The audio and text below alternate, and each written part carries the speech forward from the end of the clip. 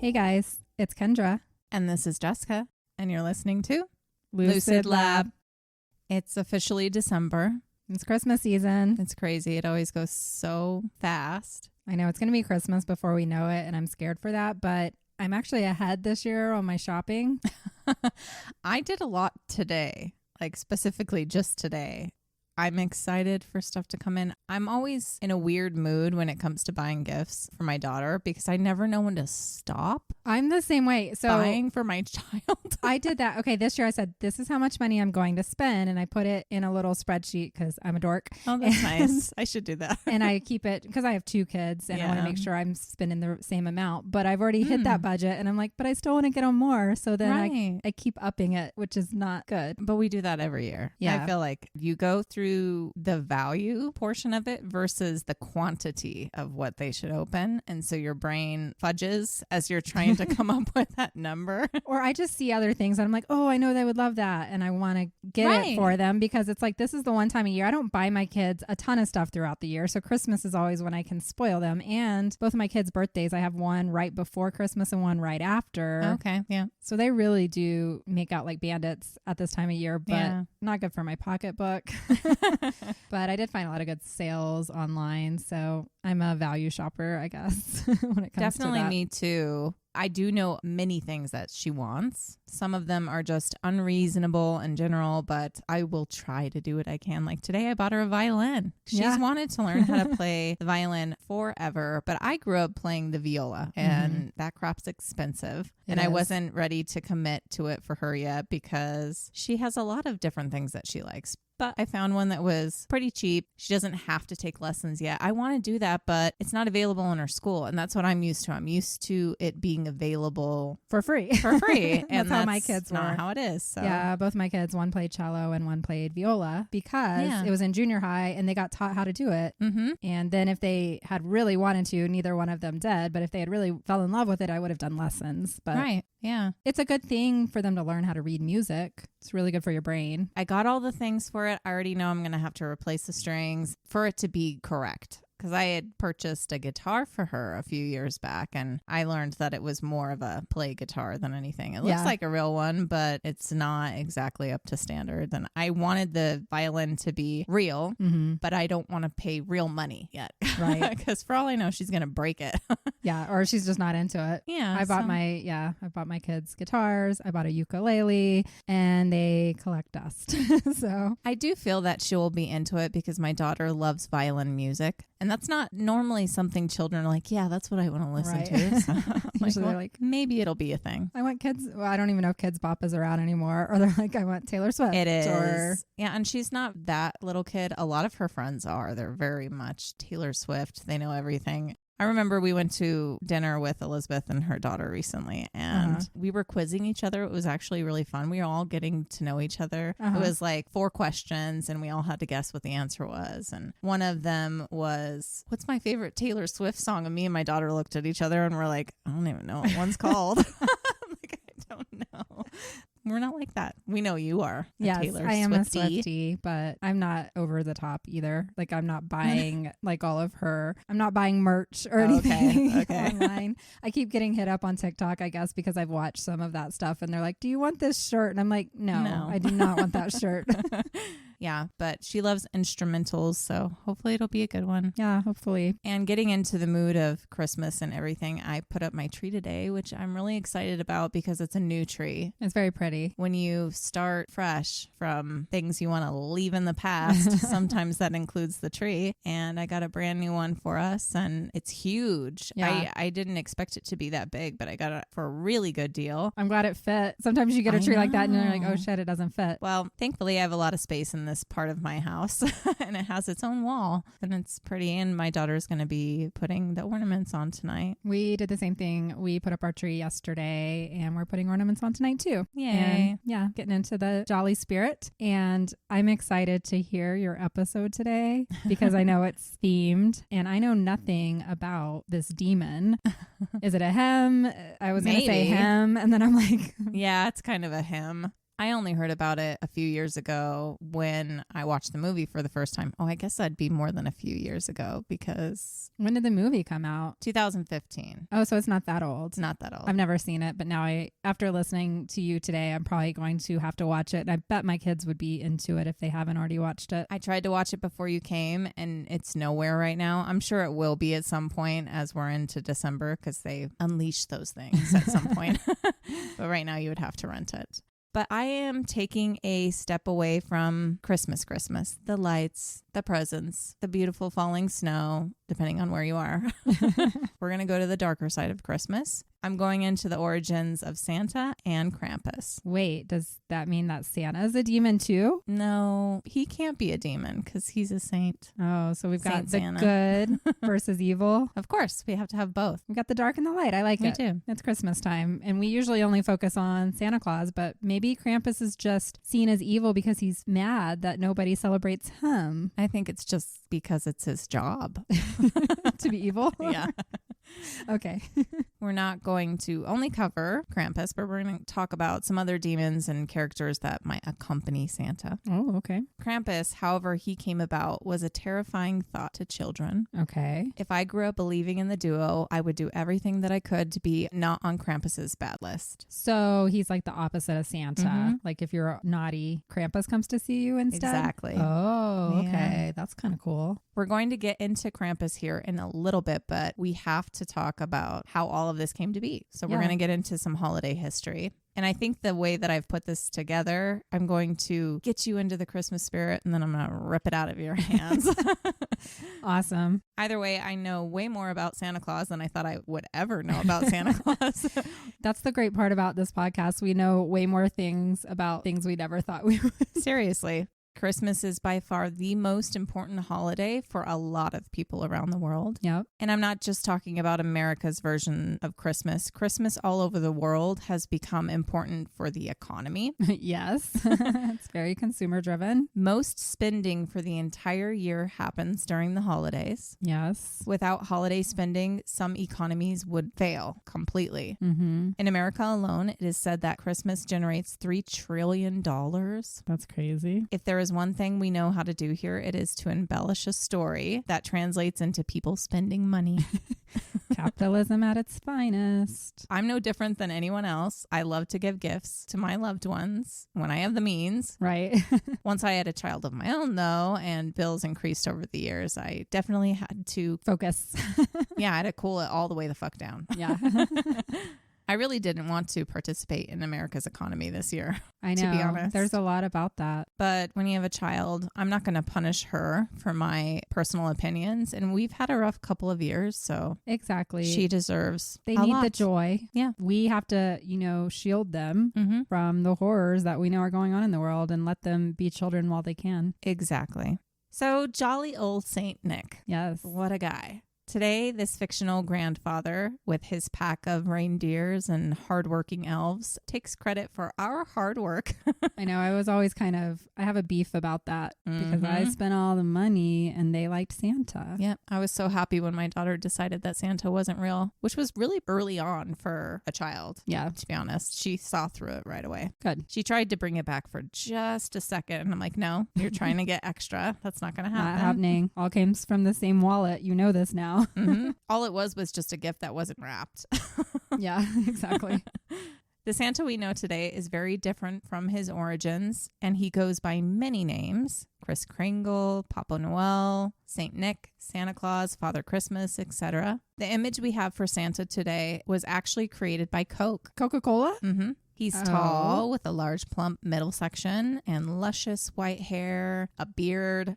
Mostly thought to be the evolution of St. Nicholas, he's really a culmination of many figures throughout history from all over the world with a modern spin on what he should look like. But yeah, Coca-Cola. The image that we have for Santa is thanks to them. That's kind of crazy to me. Mhm. When was Coca-Cola? Like, what year is that? Like This early is in the 1900s? 1900s, yeah. So he wasn't around before that, really, or Not his image. not that image that we Right. all know. Correct. Okay. But we're going back hundreds of years. Oh, so what did he look like before? All kinds of things. So it's just different depending on like the culture or whatever. Correct. But we're going to go back specifically to St. Nicholas. Okay. St. Nicholas was a real person. He was born around 270 to 280 AD. Wow, way back. He also went by Nicholas of Bari. He was from Myra in Asia Minor, which is Dimra, Turkey today. Oh, okay. He was of Greek descent. He was 5'6", so not quite the Santa height that we know or picture today. Mm-hmm. Some scientists even argue that he was actually even shorter than that, coming in at 5 feet tall. Wow, that's shorter than me, but ancient people were smaller. Maybe he was just a tiny guy. His parents were very wealthy, and he was their only child. Lucky him. His parents actually wanted him so badly that for years and years and years, they prayed for a child. They visited the church 365 days out of the year asking for him. Wow. They were very devoted Christians. They thought all hope was lost when his mother, Nona, surprisingly got pregnant quite late in life, in her later 40s, 50s. I mean, even now, that's late Yeah. in life. He was born, he was baptized by his uncle, who was also named Nicholas. He was a bishop and later became archbishop. Nicholas meant victor of people. Okay. And it was quite fitting for who Nicholas grew up to be. Okay. He was a very intelligent young kid. Instead of playing outside and rolling around in the dirt and causing a ruckus, he preferred to read. He was reading as early as the age of 5 and was already fascinated by theology, philosophy, and religious texts. He avoided activities that most children and adolescents of his age were involved in. He avoided girls.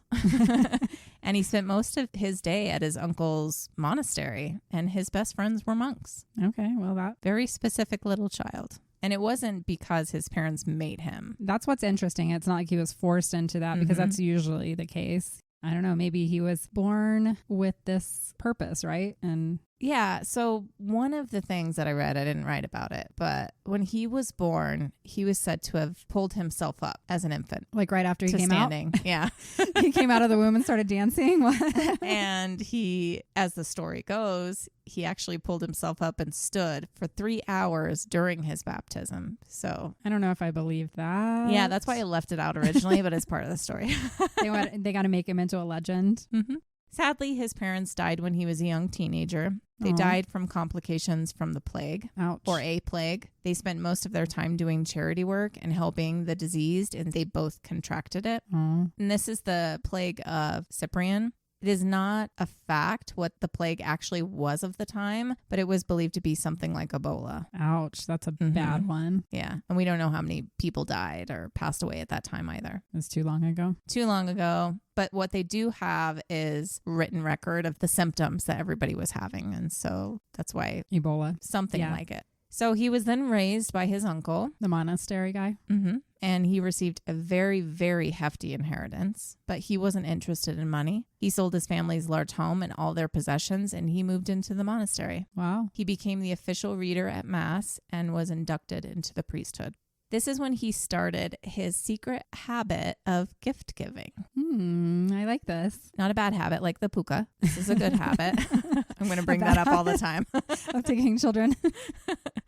This gift-giving habit of his morphed into the Santa that we know today. But other than gifts, he was quite the guy. He was a philanthropist that dedicated his life to helping the disadvantaged. Over time, he distributed most, if not all, of his wealth to those in need. Wow, we need a St. Nicholas today. We need lots of those. We've got plenty everywhere. of billionaires that could do this today. Let's just go kidnap them. They give us their passwords to everything, and then we'll distribute it. We'll be modern-day Robin Hoods. I would love to. That's our backup plan.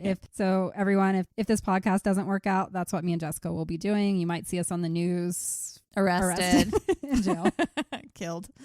Anywho, while he was a priest, he is said to have rescued 3 girls that were about to be forced into prostitution. Oh, wow. Good for him. If you were of a certain age back then and you were not married, you were kind of forced into it or were already thought to be one, which made you difficult to marry eventually. So every night for 3 nights, he left a satchel of 300 gold coins for each of the girls, and their father was able to pay a dowry for each of them. Oh, wow. The first night, when he tossed the satchel through an open window, it is said to have landed in one of the girls' stockings. It was drying by a fire, hence the stockings we have today. That's why it was hanging. Oh, I like it. It was drying because it was dirty and wet and gross. And then she goes to get her dirty stocking. And there's a gift. And she's like, I have 300 coins or whatever. Yep. The third night, the father actually waited to catch who was leaving such a generous gift and saving his daughter's futures. And that's when he saw Nicholas, and he gushed and was thanking him. And Nicholas pleaded with him not to tell anyone that it was him. He didn't want and to that. just thank God instead. Okay. And this story is often depicted in Christian art with these three girls. I've never heard this story. Me either. Still a young man, he made a pilgrimage to Egypt and Palestine, free Palestine. He made his way to the Holy Land by ship. The first night he had a vision, and in this vision there was a terrible storm. When he woke, he warned the sailors that there was an impending storm, but no one believed him at first. But he told them not to worry because they only saw a clear sky. They thought he was crazy. They're like, you're just taking a trip. Calm down. You paid your dues. It's okay. But then the sky started to darken and the storm started. Everyone was panicking, and he asked them to just stand still and trust that it will pass. Okay. Only one person did not listen. He shimmied his way up the mast to help secure it from crashing into the boat, and on his way down, he slipped. He hit his head on the deck, and he broke his neck. Ouchie. But then Nicholas did something and calmed the waves through his communication with God or something like that. Is this coming from the Catholic Church? Catholic Christianity, yeah. Well, I was just wondering the stories because some of this sounds like very miraculous. A lot of his works. entire history is about miracles. Yeah, interesting. So he rebuked the waves and the storm subsided. It was a miracle.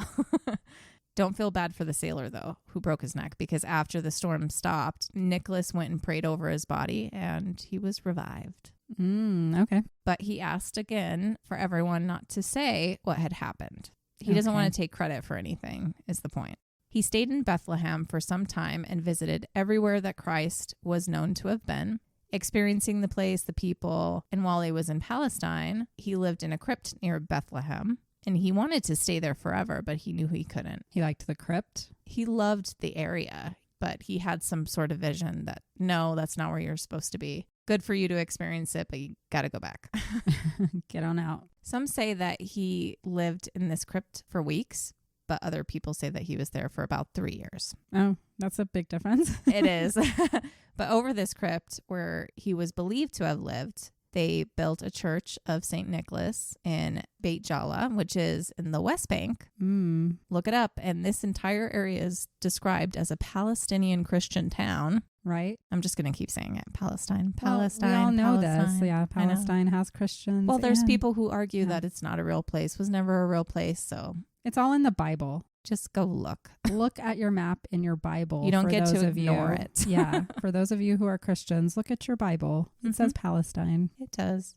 When he returned home from his pilgrimage, and after some time, he actually earned the title of Bishop of Myra. He was chosen by an elderly bishop to take over for another bishop who had just recently passed. Nicholas was actually reluctant. He didn't want to be in the spotlight. Yeah, seems to be his MO. He never did, but he ultimately accepted.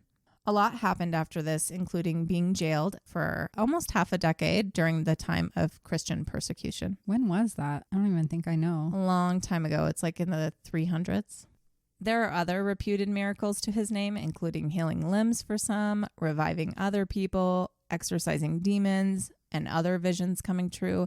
Overall, he's considered the patron saint of sailors, merchants, archers, thieves, children, brewers, pawnbrokers, unmarried people, and students in various cities and countries around Europe. He's got a big task there. Damn. Yeah. Well, he did it all, and so that's why he has such a long title.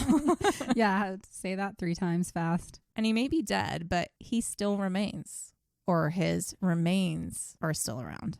He was important enough back then that we still have part of him today. He died at the age of 74. After his death, the people built a church in honor of him in Myra. His body was entombed there, and soon his tomb started to give off a sweet smell and started leaking a mysterious liquid. Okay. It was believed to cure anyone who touched it. I wish. Theodosius II, who was a Roman emperor from 402 to 450 AD, built a church in his name. This was over a site where St. Nicholas served as the bishop. His remains were moved there into a sarcophagus. But at some point, some 600 plus years later, a plan was hatched to take his bones. His major bones were stolen, and they ended up in southern Italy. Why would someone steal his bones? Because they're oozing this miraculous liquid. I remember now. His major bones are enshrined today in the Basilica of St. Nicholas in Bari, southern Italy. There, his bones still excrete mana. That's what they call it, mana. Okay. Interesting story here. His remaining bones eventually ended up in Venice. Oh, okay. But then he was just shipped off, like pieces of him to different places. Because everybody wants a piece of the miracle. Yes. Small bones here and there. Parts of him are in different locations in Italy, France, Ireland. Like really tiny parts are just like scattered across Western Europe. And wherever his bones are, they still weep this liquid. I'm sorry to be laughing. This seems so bizarre. Places that have really important pieces also loan them out for a time, kind of like a museum, you know? So like, if you're having a hard time, you're like, can I, borrow St. Nicholas's bones for a little bit? like for instance, his ribs were loaned to St. Petersburg, Russia, and there were more than 1 million people that lined up to see them.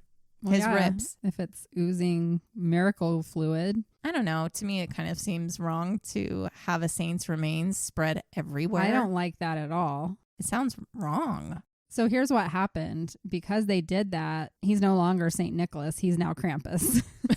Probably. He's coming back like, give me my bones back, bro. I guess you just need to not be famous when you die.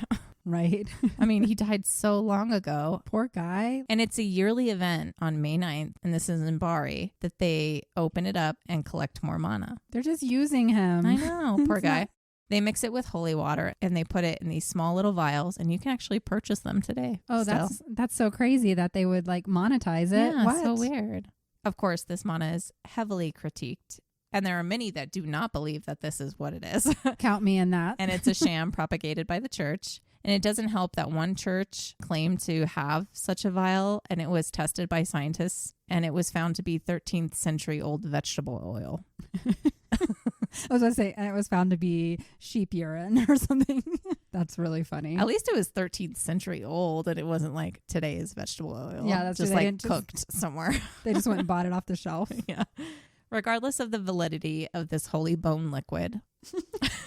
That's what he said. Belief and veneration of St. Nicholas is definitely, it's sort of a cult. Sounds like it.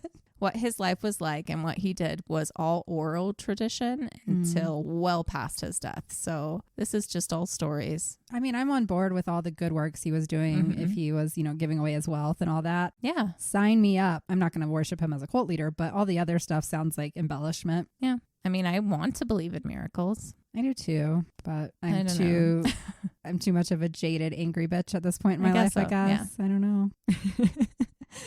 But how did he become Santa? Yes, how? Well, first, we have to look at how he was celebrated in other ways. He was very special to those at sea, especially among the Greeks and Italians, and he still is. In fact, he is the saint of all saints in Greece. St. Nicholas was seen as Lord of the Sea, which is like this Christianized version of Poseidon. Oh, okay. Within the Eastern Orthodox Church, such as the St. Nicholas Cathedral in Finland, he is celebrated every single Thursday. So he's a big guy in some areas. But sounds like. Most of them celebrate him on St. Nicholas Day. Usually this is on December 6th because that's the day he died. But that changes depending on where it is being celebrated. For instance, St. Nicholas Day is celebrated on December 19th in Serbia. And it all depends on the type of calendar that they're following and how it translates to the dates that we use now. Gift giving on this day was not only influenced by who he was in his lifetime, but was introduced by nuns in Belgium and France in medieval times. Oh, okay. They would leave baskets of food and clothes anonymously on the doorsteps of those in need. Not only that, they would leave good children a bit of candy and worrisome children a little stick of willow. They weren't considered to be all-knowing nuns, so it's believed that when it came to the children, it was this sort of agreement or relationship between them and the parents. Oh, like the parents are like, my kid needs a lesson. They need that little stick. Okay. Like St. Nicholas, the nuns wished to remain anonymous. So when the children asked where such gifts or sticks were coming from, they were told that it was from the spirit of St. Nicholas. The trend of gift giving on St. Nicholas Day started to cross into other regions, with children believing that it was from him. It became widespread for children to put their shoes out on St. Nicholas Day to receive these small gifts. St. Nicholas Eve is similar to Christmas Eve, like we know it, and that children will leave out their shoe, like our stockings. Right. And some sort of treat, whether it's like candy, oranges, apples, or nuts, will be left there, which turned into trinkets and other memorable gifts. It's believed that this was influenced by the Catholic Church, combining the day with the gifts from the 3 wise men. Okay. And then soon vendors and merchants caught on that it was a good way to get people to spend money. Get some money. Then sailors, after visiting a church service in remembrance of St. Nicholas, would stop by what were called Nicholas fairs, and they would buy goods and gifts for their loved ones. Today, areas where Christmas is celebrated, gifts still might be given to children on St. Nicholas Day. Okay. And this is because he did a lot to take care of children. So children are a big thing here. Legend says that he resurrected 3 children that were lured in by an evil butcher, who then murdered them, cut them up, brined them over several years, and tried to pass them off as ham to sell. That sounds like a Grimm's fairy tale. Grimm comes into this. Does he really? That's funny. Okay. But St. Nicholas found out about this, and he went to this butcher and made him confess and went to the barrel where the children were all cut up, and he resurrected them. Wow. So that's a miracle. Another miracle. Did he then shove the butcher into the barrel? That would have been the way to end it. No, because he's nice. I know. I guess. At least he got him arrested or something. But he did become the judge. So soon, parents, disciplinarians, priests, and other bishops came up with the idea to use this gift-giving day as a way to get the kids to behave. And that spread like wildfire. Makes sense. We're always looking as parents for ways to get our kids to listen, behave. Poor St. Nicholas, he took care of kids, and then he became someone that others could dress up as on the eve of St. Nicholas Day and scare kids into acting right. He's like, I'm Nicholas, I'm watching you. And if he didn't approve of you, you might get smacked with a branch. Okay. It became tradition. It became a day of judgment, a chance to trick kids into behaving as you wish they would, which is since the dawn of time. It's just tricking kids. Santa Claus's image began to take shape with Dutch traditions. St. Nicholas was Sinterklaas. So that sounds right. Get it? Like Santa Claus, Sinterklaas. But it's Sinterklaas. It's Sinterklaas. Oh, okay. Sinterklaas. Sinterklaas. So he's mostly celebrated by the Dutch on December 6th, like when he died, like others, but is known specifically as just the Saint of Children. It's a feast. Sinterklaas is more like the Santa we know today. He has really long white hair and a beard. He wears a red cape, but like a fancier version. It's more traditional bishop's clothing. Okay. And he has a really big fancy gold staff that he carries around.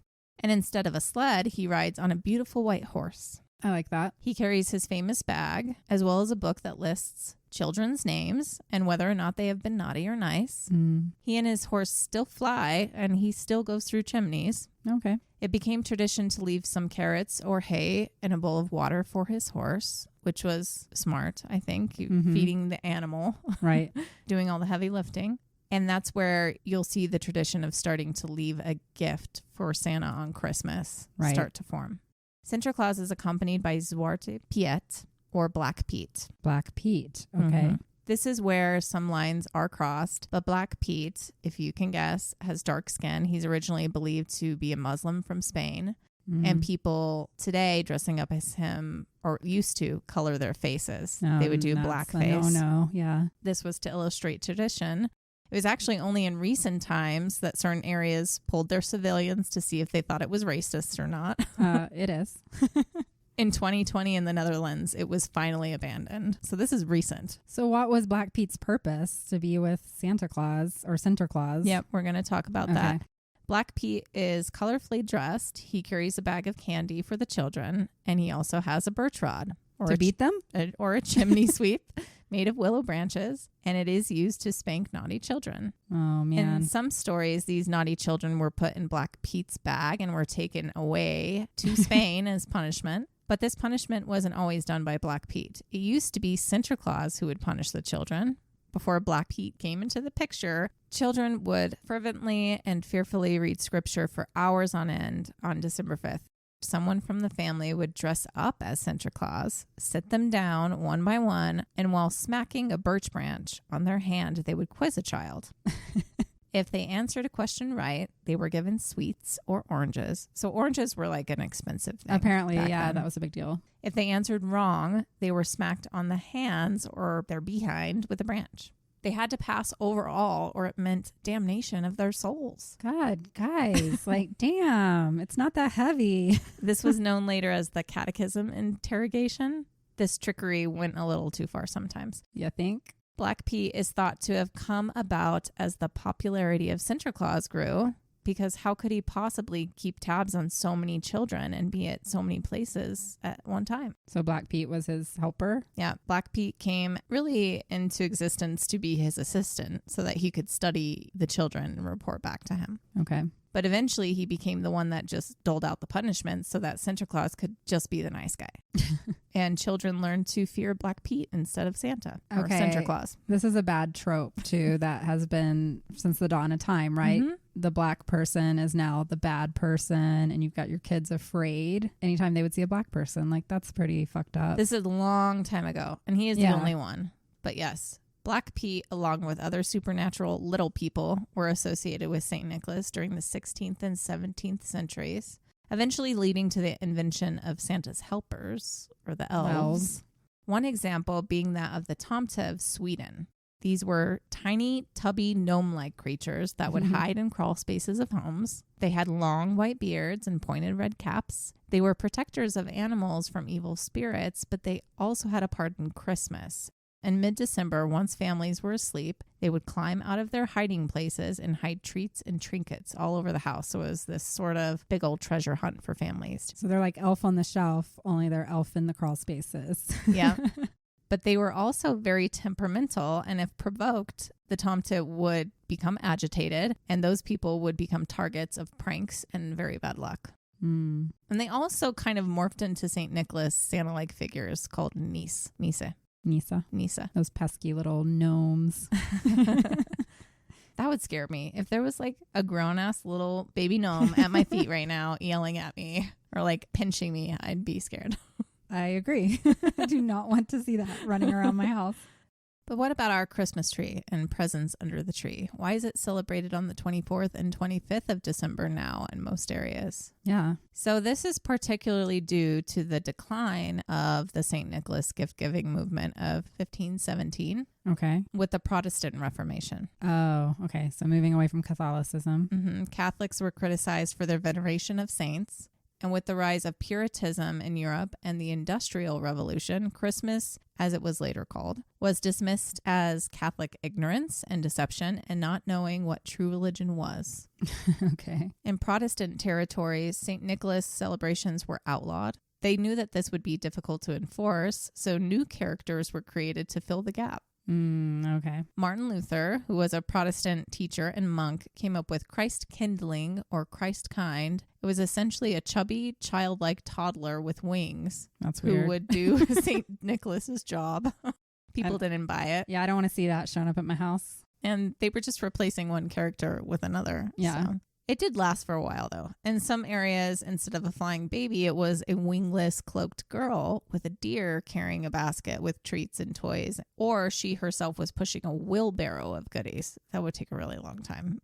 Yeah, that's not believable. Come on. And it was then, whether it was the flying baby or the girl, when December 24th into the 25th was chosen, as it was the last day of the Advent. The flying baby reminds me of Ally McBeal, that dancing baby. For some reason, that's all I can see. Oh my gosh, yeah. That's like a stored memory. Holy crap. Well, presents were put under evergreen trees adorned with lighted candles. So this is where we have our Christmas trees starting to come in. Okay. To stop children from trying to catch a glimpse of this gift giver, parents used trickery again by telling them that Christ Kindle would skip houses of nosy kids. So we've just always been lying to our kids from the beginning of time. Hundreds and hundreds of years. It's a tradition. Yep. It would be no presents for you. Only when parents rang a bell could the children leave their rooms and run to the tree to see what presents there were. I like that tradition. Let's start that. That kind of reminds me of Betty and Barney Hill, because he said that his parents would tie their room shut. so that they couldn't see. I remember my dad sleeping on the couch right next to the tree to make sure we didn't get up. I would sleep by the tree and my parents still got away with it. Because kids sleep so hard. Yeah. The tradition of having a tree in the home was picked up in other areas in the 17th century, but instead of standing upright in a living room, trees were actually hung from the ceiling and adorned with fruit, nuts, and strips of colored paper. Interesting, hung from the ceiling. This was common in parts of Austria and Germany, and the Christmas tree as we know it today didn't start to find its popularity until another century or so. Okay. But the idea of the St. Nicholas, or a version of him being the bearer of gifts, continued to crop up around the world despite its ban in Protestant areas. In Britain, it wasn't St. Nicholas, it was Father Christmas or Old Christmas. He was also banned for a time. They like to ban things that are fun. Always. They're like, you are having too much joy in your life.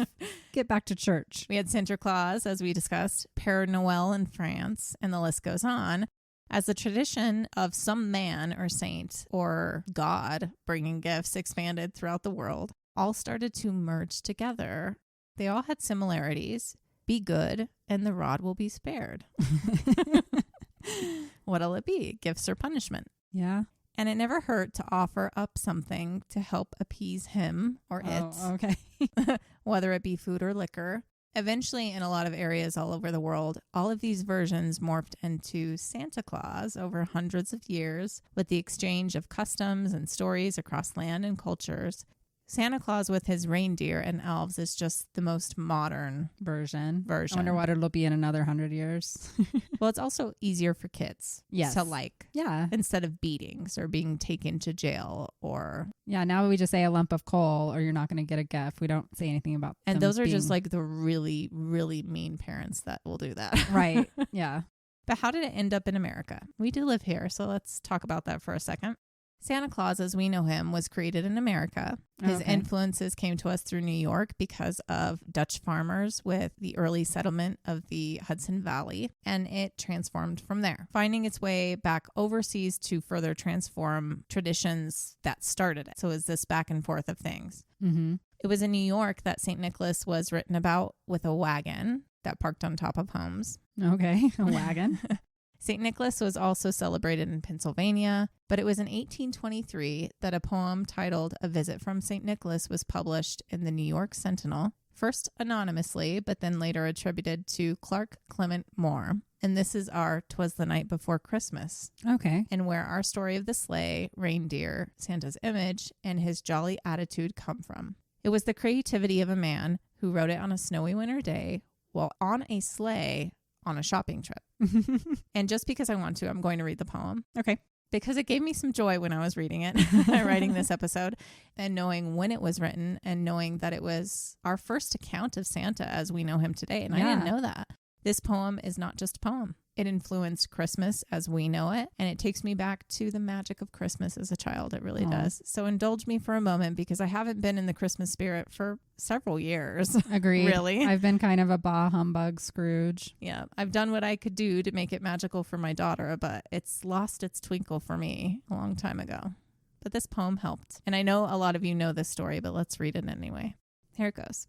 'Twas the night before Christmas, when all through the house not a creature was stirring, not even a mouse. The stockings were hung by the chimney with care, in hopes that St. Nicholas soon would be there. The children were nestled all snug in their beds, while visions of sugar plums danced in their heads. And Mamma in her kerchief, and I in my cap, had just settled our brains for a long winter's nap. When out on the lawn there was arose such a clatter, I sprang from my bed to see what was the matter. Away to the window I flew like a flash, tore open the shutters and threw up the sash. The moon on the breast of a new fallen snow gave a luster of midday to objects below, when what to my wondering eyes did appear but a miniature sleigh and 8 tiny reindeer. With a little old driver so lively and quick, I knew in a moment he must be St. Nick. More rapid than eagles his courses they came, and he whistled and shouted and called them by name. Now Dasher, now Dancer, now Prancer and Vixen, on Comet, on Cupid, on Dunder and Blitzen. To the top of the porch, to the top of the wall, now dash away, all. As leaves that before the wild hurricane fly, when they meet with an obstacle, mount to the sky. So up to the housetop the coursers they flew, with a sleigh full of toys and St. Nicholas too. And then in a twinkling I heard on the roof the prancing and pawing of each little hoof. As I drew in my head and was turning around, down the chimney St. Nicholas came with a bound. He was dressed all in fur from his head to his foot, and his clothes were all tarnished with ashes and soot. A bundle of toys he had flung on his back, and he looked like a peddler just opening his pack. His eyes, how they twinkled, his dimples, how merry. His cheeks were like roses, his nose like a cherry. His droll little mouth was drawn up like a bow, and the beard on his chin was as white as the snow. The stump of a pipe he held tight in his teeth, and the smoke it encircled his head like a wreath. He was smoking? Yeah, Santa used to be a smoker. He had a broad face and a little round belly that shook when he laughed like a bowl full of jelly. He was chubby and plump, a right jolly old elf, and I laughed when I saw him in spite of myself. A wink of his eye and a twist of his head soon gave me to know I had nothing to dread. He spoke not a word, but went straight to his work and filled all the stockings, then turned with a jerk. And laying his finger aside of his nose and giving a nod up the chimney he rose.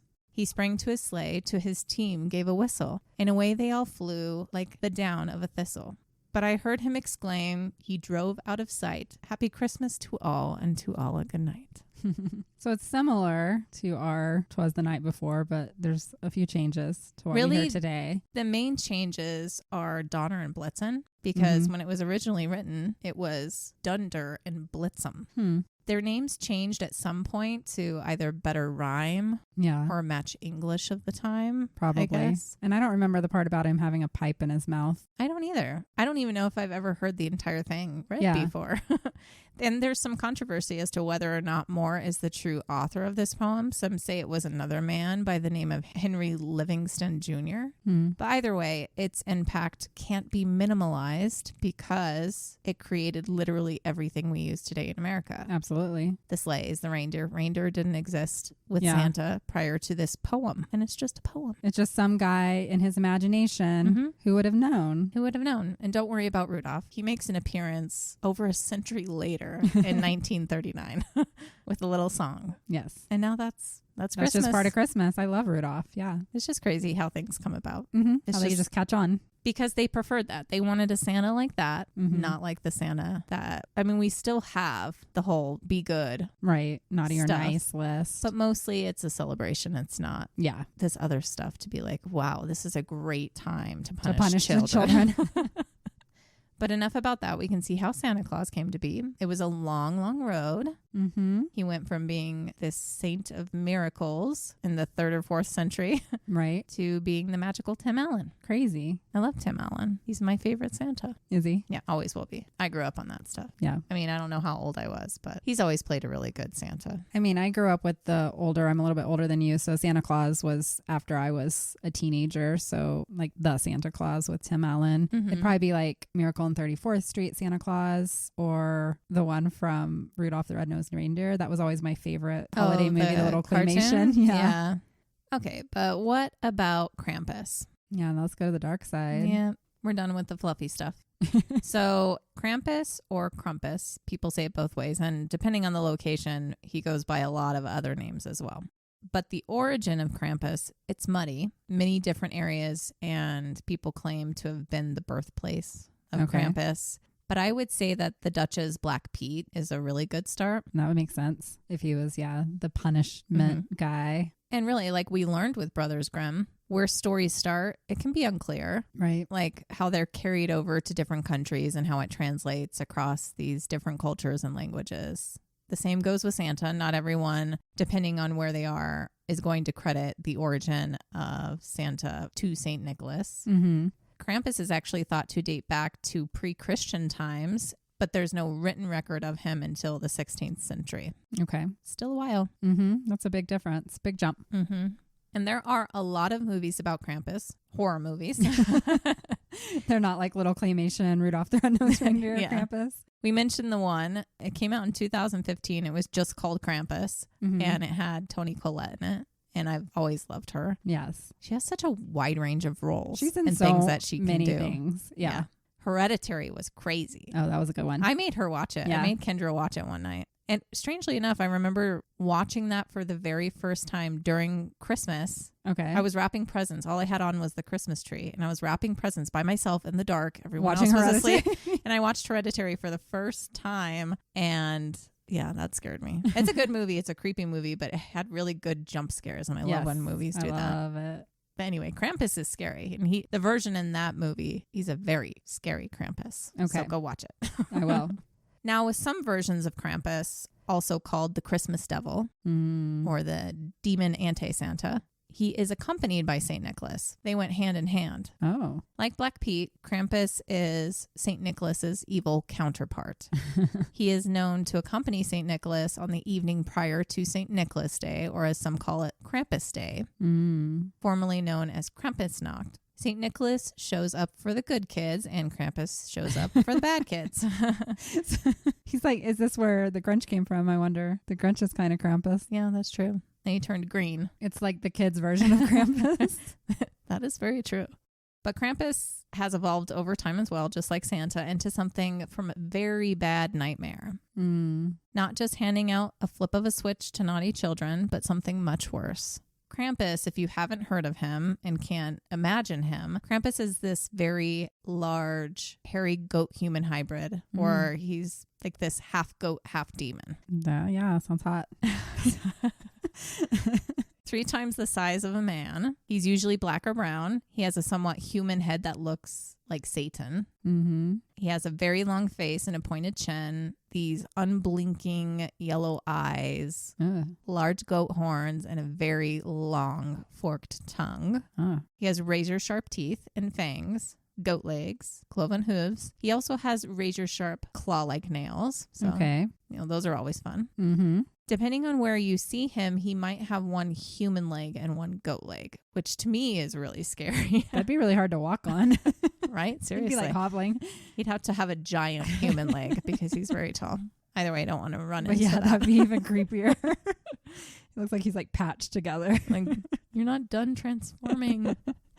He's often depicted draped in chains. That would be hard to walk around in. And these chains that he drags around are thought to be from early Christian times, symbolizing the binding of the devil or whatever. Yeah. He thrashes the chains around, dragging them, something you might hear clanking against the floor when he's on his way to get you. So he's not good at the surprise. You know he's coming. I know, but that's part of it. And in some versions, the chains have bells on them. So you think it's the sleigh with the reindeer. Oh, that's so scary, though. And instead, it's goat human man. That actually makes me shiver. That's if I'm like creepy. in my bed and I hear ting, ting, and then the chains, that's scary. Although not always depicted in this way, a child might end up on the end of one of those chains. Oh, that's creepy. As he drags them away. With his tongue, he is said to leave this slimy, foul-smelling trail of saliva in his path. Yuck, dude. And it is with this tongue that, with one taste, he can determine a child's nature. If they're good or bad. So he has to lick you? Ew. Yeah. I'm like, trust me, I'm good. You're not a kid anymore. You're good. He keeps a basket or a bag with him, like Santa. He has his own bag, but it's for something else. Not good. He smells of burnt coal and sulfur. And despite his horrid appearance, he is apparently very well spoken, which makes him even scarier to me. Very intelligent, well-spoken demon. He's read some books. Well, sir, you taste like shit. So now I must put you in my bag and chain you up. Sorry. He also has a whip or a bundle of branches to beat children with, like Black Pete. Nice. In addition to the chains and bells, you might hear the whistle or crack of the whip and branches like through the air. And he will also throw some of the children in his sack or basket and take them away. But instead of just taking them somewhere, he might eat them later or drown them or take them to hell. So maybe he's also licking them to see if they taste good. Maybe. For later. A midnight snack. Possibly. He said drown him or drag him to hell too? Yeah. So he's far more than this seasonal boogeyman. Yeah. You're not just going to get a spanking. No, quite more severe of a punishment. As the story goes, Krampus doesn't just automatically take and eat children, depending on their crimes. There are different levels to his punishments. If the offense isn't too bad, he might just smack you around a little bit with the birch rod. If you are a repeat offender, he'll pick you up with his tongue and put you in the sack and take you back to his evil lair, which is either a remote alpine cave or the underworld. One or the other. And he'll keep you captive there for at least a year. Ugh. But for the most abominable of children, they endure a series of painful and grisly tortures. Think Hannibal Lecter. How bad can you be as a child? I know. You're pretty innocent. That's the whole point, right? We're innocent. Yeah. He takes his time taking pieces of them, savoring each piece, limbs, ears, eyes, slicing open their bellies, eating their innards slowly while they're alive. Ouch. And he loves their cries and pleads for mercy. But unlike Santa's ability to eat every cookie and drink every glass of milk left out for him, Krampus does not have an endless belly. So he can't eat all the children that he wants. He has to be very selective. He can only eat so much. So some of the children are actually lucky and are simply shoved off the edge of a mountain and drowned. Oh, okay. Well, I mean, that might be better than being eaten alive. I don't know. We can't say that they're actually lucky because death's just part of it. Then their souls are sent to the lake of fire for eternal damnation and torture. Who made this up? These are kids. They can't be damned to hell. That's the rule. People were crazy back then. I can't imagine telling your child about this to my daughter. Your kid would never sleep again. Never, ever sleep again. I wouldn't sleep again as an adult if you said something like this could happen. Shit. Oh, well, if I grew up believing it too. Yeah. He's pretty fucking scary. He's like next level. He's scarier than the devil. Yeah. The devil just seems like a guy who wants to get even on something. Right. This guy's different. Ugh. But he only goes out once a year. So what does he do for the rest of the year? Plots. Well, Santa's elves are very busy making all of our toys. Yes. But Krampus is busy creating new torture devices for his children. Does he have little minions that help him? Doesn't sound like it. It's just him on his own. Yep. He's got like his little workshop to make his torture chamber. Yep. Takes a year to get that ready. It does. I mean, he gets bored easily. So understandably, in some areas, it became very important to keep Krampus happy. Still in some places today, although it has been going on for a really long time. And it's actually thought to be the precursor to the elf on the shelf that you mentioned. Oh. Parents leave gold-painted birch rods in areas all over the house year-round to remind children of Krampus coming. Man, this had to have been, I don't know if you said where Krampus was, but this just sounds like something in the German, Austrian, the Grimm brothers. Yep, this is all part of that area. It has to be, yeah. Not only should children behave year-round, but on this day, Krampus night, families were to feast and leave baskets of food and wine for him by the fire or near a door. The wine was later replaced by schnapps. Somehow over time, that became his favorite drink. Somebody left it for him one year and he's like, this is what I want now. This is yummy. But if you woke the next morning to see the basket empty and the cup dry, then that means that the children of that house were spared. Okay. But really, their parents were just drinking all the schnapps. Probably. They're like, crap. Just remember to wake up later and give gifts. They're all hung over on the couch. The kids are like, we're safe. Parents are like, don't talk so loud. Or they found them with the food in their mouth. Like the schnapps like poured down there.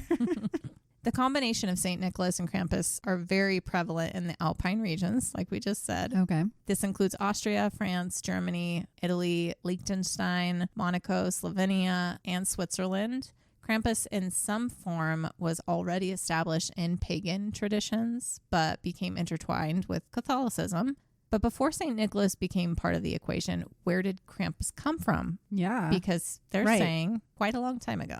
Well, there are theories. First, Krampus is thought to be a derivative of Kralla, okay, a Germanic term for claw, or from the Bavarian word krumpen, which alludes to something that is withered, wilted, or void of life. Either way, historians connect Krampus to the concept of death. Mm-hmm. One theory is that Krampus is a version of the Norse goddess Hel, or Hela. I've heard of her. She was the youngest daughter of the shape-shifting trickster god Loki and his giantess Angerboda.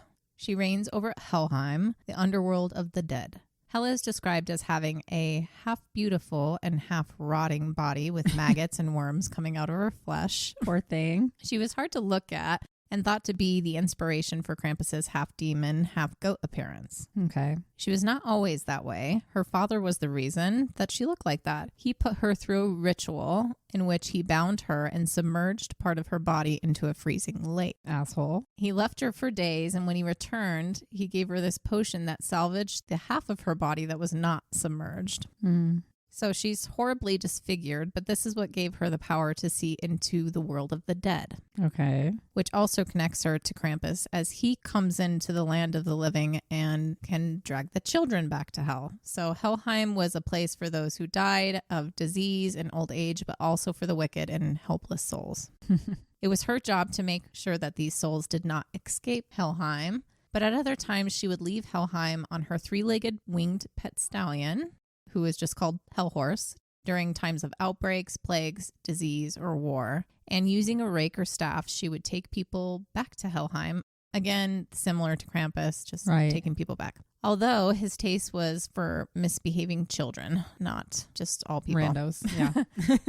It is also thought that Hela's horse served as part of Krampus's half-goat appearance as well. Both are also not seen as being evil by choice, but rather that it's their job. Okay, that was their station in life. Yeah. Some even say that Krampus could be the grandson of Loki. Possible. He spends 364 days a year in Helheim and only emerges to snatch up misbehaving children and bring them back.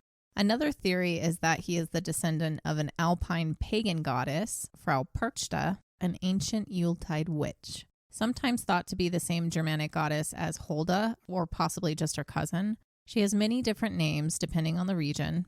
Either way, both of these ladies hold the role of guardian of the beasts during the 12 days of Christmas. Perchta was a shapeshifter who was either a beautiful maiden or a hag. But no matter what she looked like, you could always tell that it was her because she had a hideous, oversized foot. Even when she was gorgeous. Yeah. She had hideous feet. Don't look at my feet. And probably couldn't wear any shoes. On the 12th day, she would reward or punish children. She would oversee spinning as well. Spinning of yarn was a big thing back then. Okay. On her day, she expected people to take the day off from work and spend quality time together, to eat some fish and gruel and just have a good day. If you didn't do that, she got mad, I guess. She's like, I told you to relax. Damn it. At night, she would climb in through windows and go to each sleeping person's bedside. She was the judge, jury, and executioner for adults and children. If you were well behaved and had worked hard all year, not including the days she wanted you to hold sacred, she would leave a silver coin in your shoe or in a pail. If she decided that someone was bad, she would cover their mouths to muffle their screams and would slice open their stomachs, take out their guts, and stuff them with straw, pebbles, and garbage and sew them back up. Wow, that's a bit extreme. Even more horrifying is that the children were reminded of her again and again and again, especially lying children. Children who lied were often warned that if they lied again, she would come by at night to cut their tongues with glass. And if they did it again, repeat offenders would also lose their tongues altogether. Wow. A little more harsh than like soap in your mouth. But if you were good, unlike Krampus, she would do something nice for you. So it is held that Krampus was influenced by her ugly half. Right. These areas had what was called Perchtenlaufen. Perchtenlaufen is a crazy folk custom from the 16th century, mostly found in the Tyrol region of Central Europe. It involves two groups of locals that fight each other with wooden canes and sticks. The groups are called masked Perchten, the beautiful Schoenperchten, and the ugly Schiaschperchten, or translated beautiful souls and ugly souls. Wow. How do they pick who goes where? You get to be beautiful this year. Is probably the people's choice. Which reflects who they are. I was going to say, cool. You think I'm an ugly soul. The Perchten, the beautiful and the ugly, were considered to be her entourage, reflecting her two sides. The beautiful Perchten brought luck and wealth to the people. You can imagine what they look like. They're just pretty. Right. Pretty creatures you wouldn't mind running into. While the ugly Perchten, who drove away bad spirits and demons, so they did good things, were depicted as hairy horned beasts with human torsos, legs of a goat or horse, and lovely mouths with rows of razor sharp teeth. So there are similarities for Krampus here. Yeah. The Perchtenlaufen is similar to a wild hunt, if you've heard of it. Wild hunts or wild jogs are essentially a supernatural spiritual war, which would come before war or an outbreak of an infectious disease. So it was a precursor to something happening. The leader of wild hunts are often associated with the Norse god Odin or some other historical or legendary figure. Backing them up, their hunters are portrayed as the undead, fairies, valkyries, or elves. When a wild hunt is underway, all the living need to run or hide or get off the streets, or they could become part of the fight, dragged to the underworld, or abducted into the fairy world. You could just die by being witness to it. So if you just saw it happening. To be in the wrong place, the wrong time. I'm just imagining it. You're standing on the street and all of a sudden you see all these ghosts running towards you with axes. You're like, shit. People would put black cloths over their windows so that they wouldn't see it. And if they did, their souls could be pulled away, taken to the underworld, or made to fight. Interestingly enough, these wild hunts were developed by Jacob Grimm when comparing different myths. So he didn't create them, but he gave it a name in his book Deutsche Mythology in 1835. It is said that the locals started to dress up during winter solstice to portray these different characters as a way to blend in during the procession of supernatural beings. This has a lot of similarities to Samhain in a way, listening to this. Yeah. Yep. Perchta and her entourage are said to come out twice a year, once during the 12 days of Christmas and another on her feast day, which is January 6th. So although some consider her and Krampus to be the same thing, their days are a month apart. Right. And others just consider her to possibly be Krampus's romantic companion. Oh, okay. At least he gets something. It's the Lord and Lady of the underworld. Yep. Some argue that the idea of Krampus came from Shiite Perchten specifically, as locals would wear full-body suits fashioned out of dyed sheep pelts or goat skins, covered with dark hair, which would look like filthy, mangy fur. They wore elaborately carved, heavy wooden painted devilish masks with horns, fangs, and protruding tongues.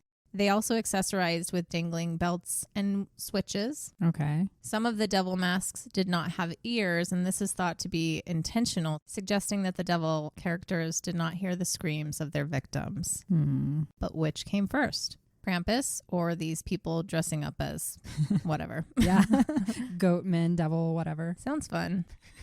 The Perchtenlauf is still celebrated in some areas today. Maybe not as crazy as it once was, but it's still pretty out there. It starts as a parade. Locals dress up, and the costumes are wild. I'll post some pictures of these. Oh, cool. And it takes a long time to make, months, sometimes the entire year again, leading up to the event.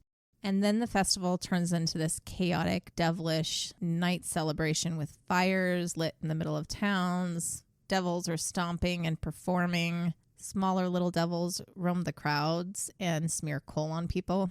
And where is this celebrated? Central Europe? Parts. So like okay. Tyrol, Austria, parts of Germany, parts of Italy. Okay. But being smeared with coal is better than being randomly attacked because that's what they used to do.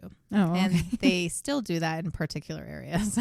The energy is supposed to be unlike anything else and something really difficult to describe. And I really do want to go to one of these someday. Like I said, when you see the pictures, it just looks like a wild night. Wild Nothing time. We would see here. Really, I don't think so. The Perchtenlauften was an earlier version of Krampuslauf, or what we know today as Krampus runs. Okay. Krampus runs have been around for a very long time, at least 500 years, and they used to be very rowdy and dangerous. Young men dress up as Krampus and run amok. Women used to too, and like have their breasts out or something. Wow. It started as a way to keep children in line. Members of families would dress up as Krampus. They'd put on chains and have their birch whips, and they'd run through the streets really loudly, scaring children and adolescents. Even the well-behaved children that were already in their beds would be like shivering under their sheets. This sounds horrifying. Like trauma, childhood trauma right there. This also became a time for the Krampuses to get really, really drunk. It's kind of like a Halloween in December. Yeah. And it was something that a lot of people looked forward to. And that led to the rowdy Krampus runs, and it evolved from there. Pedestrians caught on the street might get roughed up or become part of the chaos if they didn't get out of the way in time. Some are attacked or shaken up by the Krampuses. It is the intention of them to scare people. So that's their job. Right. It is customary to offer Krampuses some schnapps, like I said, to appease them. So not only are these men like releasing what I assume is their scary, wild, like violent energy for the year for one night, you're getting them extremely drunk from house to house. I'm hiding if I'm a woman in that area. Seriously. Like, seriously, that sounds and really everybody's dangerous. in masks. Yeah. Oh, God. That's like, scary. A horrible scenario. Some of this has calmed down, but that depends on where you go in the world. I think more secluded towns take it a little bit more seriously. In 2013 in East Tyrol, resulting from this event, 8 people ended up in the hospital, mostly with broken bones. And there were 60 people that were treated with various injuries, and that included children. Oh, that's horrible. So if you want to go, just be prepared to get roughed up or just keep your distance. I will not be going. Even if you go and it seems like a cool event, there are a couple of them that use it as an excuse to be horrible. Horrible people, probably. They probably travel there just to... It would be a really unique experience if it was just for the culture. As long as I had like my pepper spray or a stun gun with me. What is your pepper spray going to do on a mask? Nothing. Oh, stun gun. Taser. It has to be the taser one, the one that's like a stick. Yes. So you could reach through the costume. Krampus is also thought to be an offshoot of a house-dwelling spirit or mythical sprite. Okay. And this is a kobold, that's what it's called, often depicted as the size of a small child or similar to the tomte I mentioned earlier. They might help with domestic chores and tend to animals. I want one.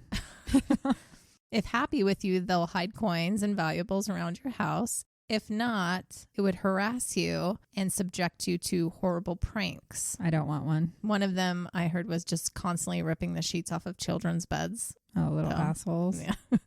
Some are thought to be connected to specific people since their birth, and it was our job to keep them happy. So you had to keep them happy your entire life.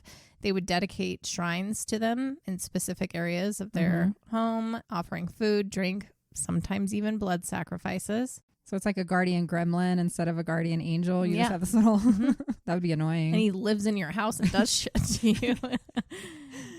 But depending on the region, these spirits were various shapes and sizes. Anything from this little elf dude to a really large beast. Certain types of kobolds, those that are more sinister and thought by some to be the influence for Krampus, for them, silly pranks were not enough. Instead, they would hack off your limbs. What? They're hard to please, and if you continued to offend them, they might just throw all of you into a fire or light your house on fire with you in it. Wow. There's so many threats. All of these How did these people like ever do anything? I would just be afraid my whole life. I know. Living back in these times. At what point when you're a child do you become in the know? Yeah. Like, is it like Santa where you're like 10 and you're like, well, I don't believe in this anymore, so you can't kill me and take me to the underworld and hack off my limbs and stuff me with straw and pebbles? That's why these children were so quiet and like well behaved and would go like into the coal mines and shit back in the day because they were afraid of gremlins and Krampus. And did they choose one child to sacrifice every year so that it happened at some point? Yeah. That's scary. Anywho, some Wiccans claim that the origin of Krampus is the progeny of the horned god of the witches, who was born at winter solstice. Okay. This horned god predated the notion of Satan. I believe that. Yep. They claimed he served as the inspiration of the duality of Krampus's appearance. Wiccans say that the devil for Christians only received his wings and horns and hooves in the Middle Ages. Prior to that, he was not depicted in that way. And it is true that Krampus mostly resembles that of a horned god, the witches, out of everything else. It looks like that. The birch branch he carries is also important to the initiation rites for certain witch covens. The chains, on the other hand, they do believe was just introduced by the Christian church, as mentioned before, to represent that Krampus was actually bound to hell. This is interesting. Some zoologists simply question if Krampus is actually just an animal that's lost to us. A very evasive, unrecognizable species that only a few people have seen in the wild, like Bigfoot. Could be. And like the puka, he just has a very bad habit of snatching and snacking on children. It happens. Maybe it is just a puka that made it over to Austria from Ireland. And grew to a huge size. He ate a lot of children. He did. He grew. So, and they also think that his tongue was actually very useful. So if you're thinking of him as an animal, that he could quickly just wrap his tongue around the children to snatch them and carry them away. It's like a frog tongue that like snaps out real quick and catches the fly. Yeah. But it acts like a snake. It goes. I know. I'm like picturing it. But if Krampus is so old, as mentioned, thought to be predating Christianity, how did he end up becoming part of Christian stories? True. And why is he St. Nicholas's buddy now? Well, due to the Roman conquest in the 4th century AD, many Germanic tribes were converted to Christianity. All these Romans changing all these tribes. But those more remote tribes in the Alps were able to circumvent mainstream and hold on to their traditional beliefs. This allowed for the evolution of their customs, and if you believe that Krampus came from them, then the evolution of Krampus. Yeah. Krampus started as an image only in people's minds. It was all oral tradition passed down by storytellers for centuries, and as time passed, eventually he started to take physical shape. Everybody thought of Krampus a little bit different, but there were some similarities, and eventually we see this cohesive image of him born, the Krampus we know today. Still embellished upon depending on the artist's imagination and through different art mediums. But as St. Nicholas morphed into Santa, so did his evil partner. The yin and yang of holiday stories, the good and the bad, the holy and the demonic. And what a better way to scare children into obedience during their lifetime than to introduce them to Krampus. Right. The threat of the devil and hell are one thing, but that's something they didn't experience until death. But if there was something that could judge their behavior on a continuous basis, then maybe that'll set them straight. Yep, every year. And apparently in parts of Germany and Italy and Austria, it was your job to just scare your kids right every day. They lived in complete fear and would do whatever you wanted. It's so crazy. So yeah, their relationships were quite different with their kids. And what's scary about that too is it sounded like all of these parents had Krampus suits in their closet. That's even more fucked up. And then could you imagine you're a child that happens to go into your parents' closet and you find like the fuzzy goat devil mask? And then one of your parents are just drunk one day and they go put it on and they're walking around the house and you get up to go to use the restroom or something. You're like, I thought he only came once a year. Ugh, that's scary.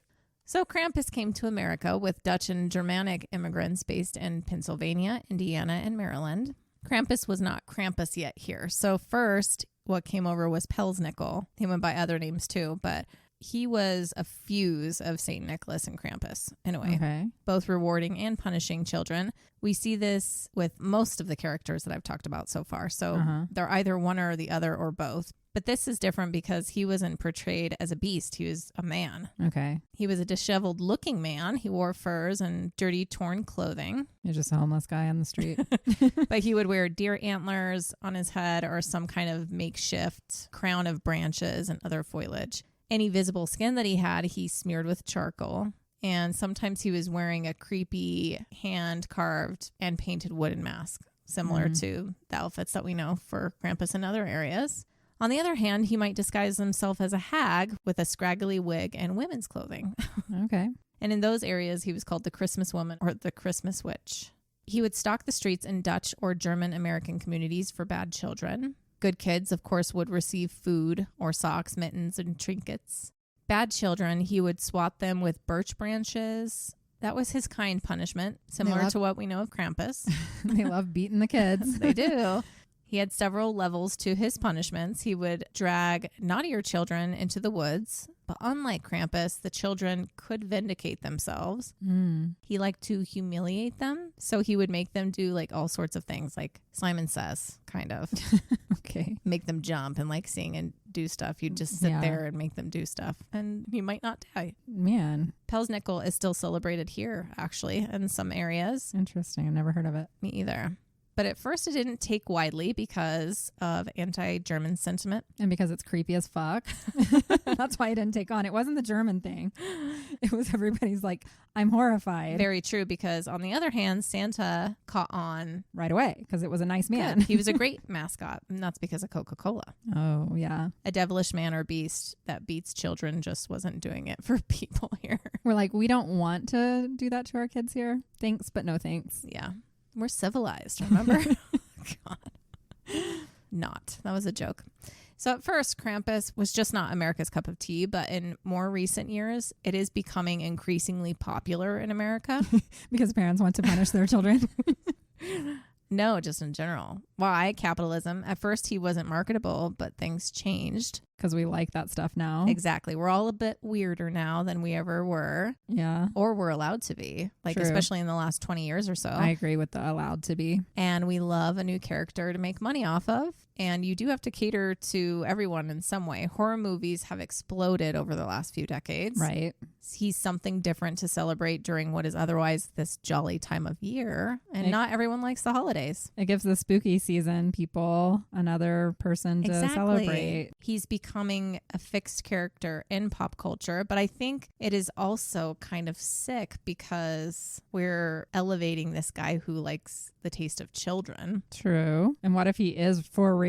I know, that's what I'm saying. You know, we're starting to hear all this truth behind like movies and TV shows that are put out, like they're putting the truth in plain sight. And of course, there's going to be some dude with a lot of money who's like, yeah, let's make that movie because it's about eating children. I do that on the weekends. Mm-hmm. Yeah, I'm more afraid of just the regular humans that do that than the demon Krampus. My point is they're trying to do stuff to make it not seem as out I see there. what you're saying. Yes. Like you should normalize accept this. Yeah. He even became part of the BDSM scene. Oh. Instead of children, Krampus is portrayed punishing half-naked women. Oh, people are getting kinky with it. They sexualized him into being a lustful devil who wanted to have his way with women and then eat the children. Not surprising, in several areas around the world, they tried to outlaw Krampus. And where they did, it didn't last long. Krampus was heavily opposed, especially in the 1920s to 1950s in many areas. People felt that there was just already way too much fear in the world and we didn't need to frighten the children and approve what was essentially like these pornographic versions of him because it became popular. You can't argue with that. No. Here in America, specifically in the last 20 years or so, Krampus has had a huge resurgence because of Monte Beauchamp. So Beauchamp is an author, artist, and graphic designer.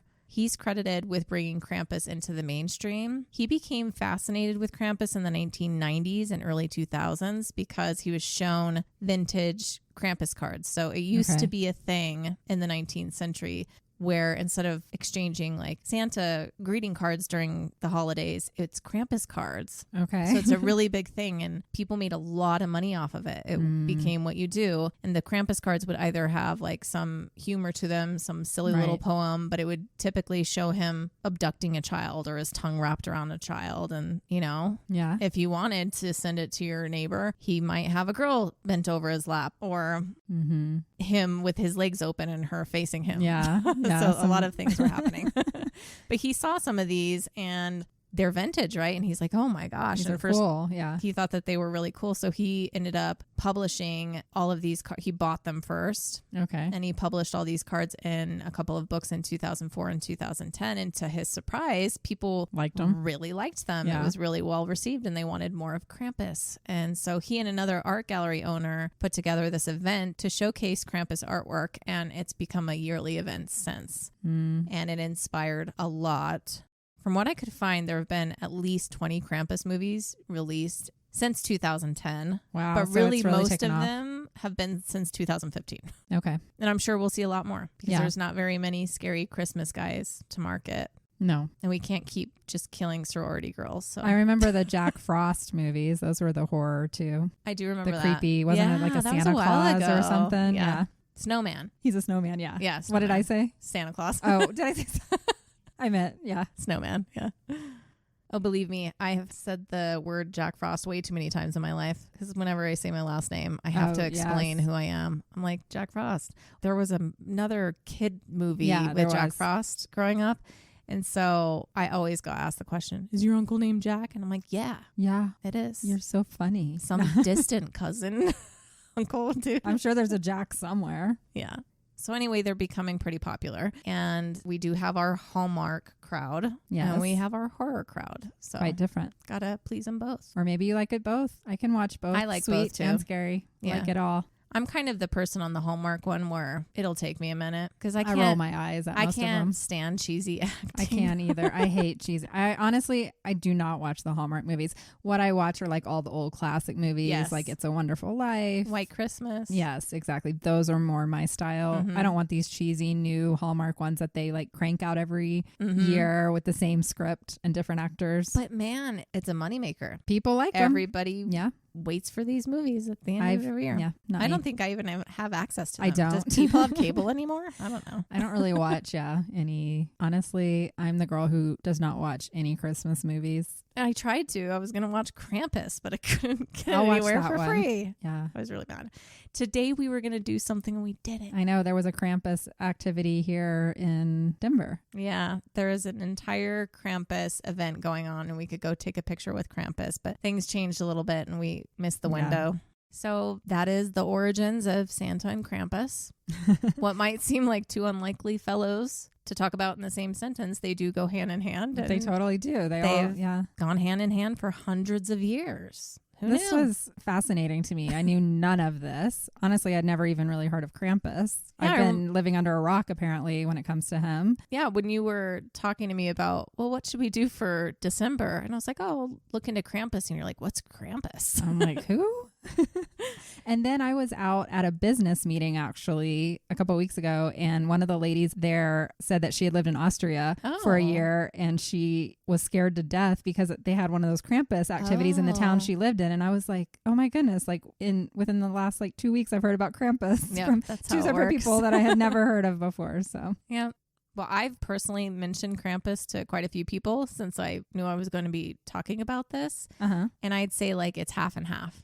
Half people know about it, half don't. So we're still getting there. Not everybody knows about it. Both of my kids knew about it instantly. I said, we're doing Krampus. And they're like, oh, yeah, that's cool. They probably have Krampus cards. I don't know.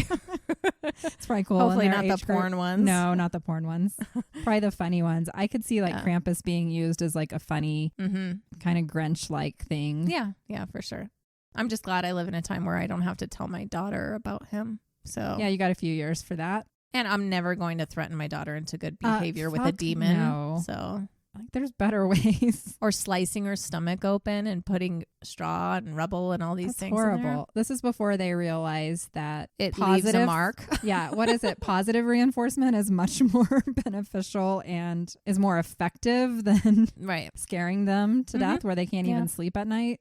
Well, this was a fun way to start our December. Yeah. I think this was a good kickoff and I don't think we're doing all Christmas themed episodes, but this one was cool because when we were talking about December, I'm like, yeah, that sounds cool. Yeah. Krampus. And I have one that's actually kind of Christmas themed. Not really, but just around the day. Around the day. Yes. Yeah.